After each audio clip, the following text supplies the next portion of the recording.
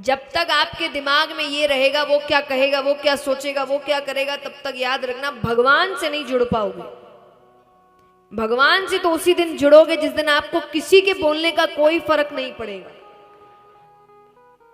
मैं हमेशा बात कहती हूं कि जिस दिन दुख में भी सुखी रहने लग जाओ, समझ लेना भक्त बन गए हो।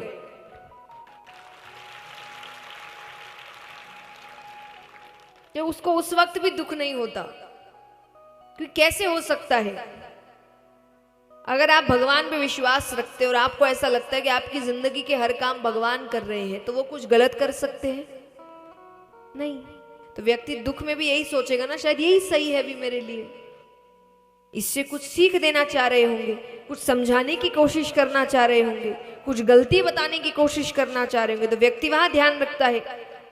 हमेशा एक बात याद रखना, जो मैं अपने आप से हर वक्त कहती हूं, इसलिए मैं जीवन में कभी भी बहुत भयानक रूप से चिंता में नहीं जाती। देखिए छोटी मोटी चिंताएं चलती है, ये तो मनुष्य जीवन है, नहीं तो हमने वैराग्य ही ले लिया होता। लेकिन कोई भयानक रूप से चिंता में मैं कभी नहीं जाती। क्यों नहीं जाती? क्योंकि मैं हमेशा अपने आप को ये याद दिलाती हूं कि इस पूरे ब्रह्मांड में एक शक्ति है जो मेरे लिए काम कर रही है,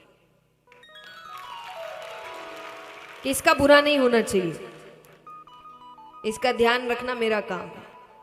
जब इतनी बड़ी शक्ति आपके लिए काम कर रही है, आपको किस बात की चिंता है? लेकिन चिंतन, जैसा मैंने कहा कि याद रखना, आपसे बेहतर आपको कोई, आप कितना भी बाहर कह दो हम ये करते हैं, हम वो करते हैं, हम वो करते, अंदर से आपको सच पता होगा आप क्या करते और नहीं करते। बाहर कितनी भी कहानियां कर लो, अंदर से व्यक्ति जानता है वो कितने पानी में है। आपको मैं कितना भी ज्ञान दे दूं, मुझे ये नहीं पता आप क्या कर रहे हो क्या नहीं कर रहे हो, वो किसको पता है? सिर्फ आपको। और आपको कोई भी समझाने वाले, ज्ञान देने वाले कितने दिन तक? मैं 7 दिन तक, उसके बाद कोई और आएगा 9 दिन तक, उसके बाद कोई 10 दिन तक, उसके बाद जिंदगी भर तो कोई नहीं बैठेगा आपके साथ। जिंदगी भर कौन रहेगा आपके साथ? सिर्फ आप। इसलिए ज्ञानी पुरुष हमेशा खुद से चिंतन करते थे, खुद से प्रश्न उत्तर करते थे। और याद रखना, आपके प्रश्नों के उत्तर आपको भगवान देते हैं। और हमने संतों से सुना है सबके अंदर भगवान बैठे हैं। आपके प्रश्नों के उत्तर आपके ही पास है, और सच्ची है। कितनी बार तो व्यक्ति, आप मान लीजिए मुझसे कोई प्रश्न करे, आपको उत्तर पता है अंदर से, आपको बस मेरे मुंह से सुनना है। अधिकतरों को उत्तर पता होता है, और अगर उनको विपरीत उत्तर मिल गया ना, उनको मैं अच्छी नहीं लगूंगी, गलत, इनको कुछ नहीं पता, क्योंकि उसको उत्तर तो वही चाहिए जो उसको पता है। ये सच्चाई है। आपके प्रश्नों के उत्तर आपके पास है। चिंतन करो, क्योंकि अगर रावण भगवान पैदा कर रहे हैं तो राम भी है, कंस है तो कृष्ण भी है। तो वही अगर प्रश्न आ रहे हैं तो उत्तर भी है। बिना उत्तर के प्रश्न पैदा नहीं हो सकते। बस ढूंढने की मेहनत आपको करनी। व्यक्ति से वो मेहनत भी नहीं हो रही, अपने क्यों करे, किसी और से ही पूछते हैं। पर हर किसी का उत्तर आपके लिए सही थोड़ी हो सकता है। कितनी सुंदर बात कही है कि स्कूल में तो चीटिंग कर लोगे, पर जिंदगी में कैसे करोगे? क्योंकि स्कूल में सबके प्रश्न के जो पेपर है वो एक होते हैं, पर जिंदगी के क्वेश्चन पेपर एक नहीं होते। किसी और का उत्तर लिख दोगे तो फेल हो जाओगे, है ना? सही बात। स्कूल में तो आप चीटिंग कर सकते हो, पर जिंदगी में चीटिंग कैसे करोगे? सबके पेपर एक नहीं है, सबके अलग है।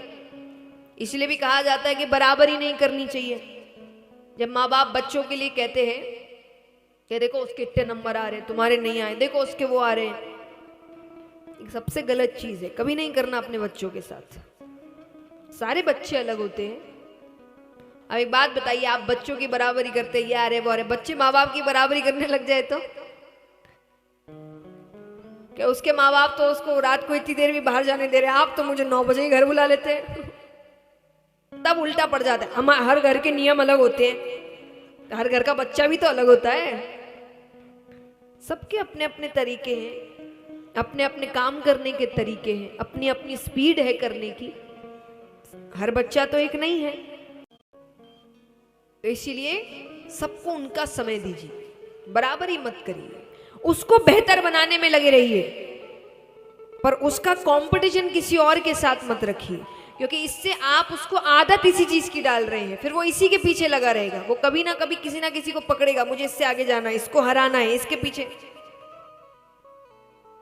ये काम छोड़ दीजिए, वरना वो जिंदगी भर किसी ना किसी से लड़ता ही रहेगा। आपकी लड़ाई सिर्फ आपसे होनी चाहिए और किसी से नहीं, कि आप कल जैसे थे आज उससे बेहतर होने चाहिए, बस, किसी और से बेहतर नहीं। मैं हमेशा कहती हूं, एक व्यक्ति थे तो अपने दोस्तों के साथ, बहुत ज्ञानी व्यक्ति थे, तो अपने दोस्तों के साथ बैठे हैं। अचानक बैठे बैठे उन्होंने एक बात कही, सबको लगा कि अरे, उन्होंने कहा कि तुम्हें पता है मुझे दुनिया में कोई हरा नहीं सकता। कितनी अच्छी बात है ये। अगर आपको इसका रहस्य मिल जाए तो आपको ये रहस्य नहीं चाहिए होगा? बताइए कि कोई आपको दुनिया में हरा ना पाए। आपको अगर ये रहस्य मिल जाए तो आप चाहिए? किस किस को चाहिए? हाथ उठाओ। किस किस को ऐसा बनना है कि उसको जिंदगी में कोई हरा ना पाए? हाथ उठाओ। आप चाहते हैं हराएं? चाहिए ना? तो वहां भी जो दोस्त थे वो भी एकदम, वो हमें भी बताओ यार कैसे है, हमको भी ऐसा बनना है। तो सब एकदम, सब बोले बता यार कैसे ऐसे। हम बोले बस ये मेरे तक ही है, मुझे दुनिया में कोई हरा नहीं सकता। बोले हमको भी जानना है, बताओ हमें, हम दोस्त हैं। बोले पर फिर मैं जैसा कहूंगा वैसे करना पड़ेगा, ये इतना आसान नहीं है।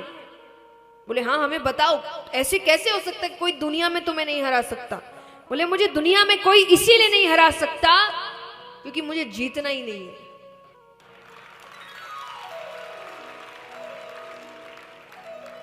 कितनी सुंदर बात है।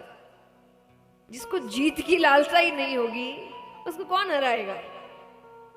बच्चे ऐसे ही होते। देखिए हमारी जिंदगी खराब पता है कब होने लगती है? जब हमारा बचपना खत्म होने लगता है।